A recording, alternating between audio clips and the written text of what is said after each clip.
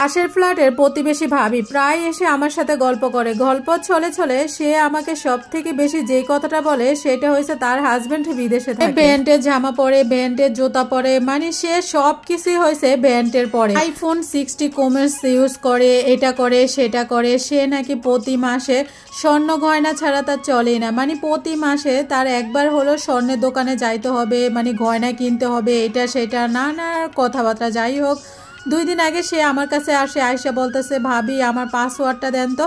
তো আমার ওয়াইফের পাসওয়ার্ডটা তার লাগবে, তো আমি তাকে দিয়ে দিলাম, কারণ আমি তাকে কিছু বলি নাই যে কেন লাগবে, কি কারণে লাগবে। ভাবছি হয়তো তার নেটটা পাচ্ছে না, তার লাইনটা পাচ্ছে না, সে আমার কাছে আসছে। বাচ্চাকে নিয়ে বিকাল টাইমে ছাদে গেছি, খেলাধুলা করে বাচ্চারা ভালোই লাগে, তো এই জন্য সময় স্পেন্ড করতে ছাদে গেছি। এখন ছাদে যাওয়ার পরে ভারীওয়ালা আন্টি আর একটা মেয়ে বসে বসে কথা বলতেছে। তো আমি তাদের সাথে বেশি একটা কথা বলি না, আমি যেহেতু বাচ্চা নিয়ে গেছি তাকে নিয়ে ব্যস্ত ছিলাম। তো তারা যেগুলো বলতেছে সবগুলো আমার কানে আসতেছে, জোরে জোরে কথা বলতেছে, সবগুলাই কিন্তু আমার কানে আসতেছে। বলতেছে ওই যে নিচতলা ভাবি এই করে সেই করে, তার হাজব্যান্ড নাকি বিদেশে থাকে, টাকা পয়সা ঠিক মতো দিতে পারে না, এই জন্য তাদের ঘরে অনেক অভাব অনাটন লেগেই আছে, এটা সেটা লেগে আছে। তার হাজব্যান্ডের সাথে সম্পর্ক ভালো না, পরকীয়া করে, তার হাজব্যান্ড নাকি পরকীয়া করে, মানে নানা রকম কথাবার্তা তারা দুজনে বলতেছে। তো যে ভাবিটা আমার কাছে ওয়াইফাই পাসওয়ার্ডটা নিতে আসছিল সেই ভাবির কথাই এইগুলা বলতেছে। তো আমি তো শুনে পুরো তাসকি খেয়ে গেছি, মানে উনি আমার কাছে এসে এত এত বড় বড় কথা বলে। আসলে আমি তো কারো কাছে যাই না, আর কারো কথা কারো কাছে বলি না বা শুনি না।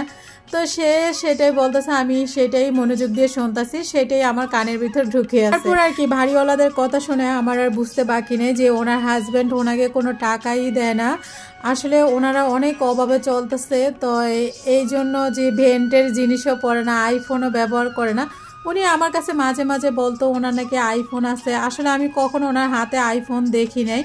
যে উনি ফোন নিয়ে ছাদে আসছে, ফোন নিয়ে আমার কাছে আসছে, প্রায় আমার কাছে আসতো, কিন্তু কখনো আমি তার হাতে আইফোন দেখিনি। কিন্তু দেখেন কত বড় বাটপারি কথাবার্তা আমার সাথে বলে গেছে। যাই হোক, সে হয়তো আমার কাছে বড় হতে চাইছে, সেই জন্য এগুলা বলছে।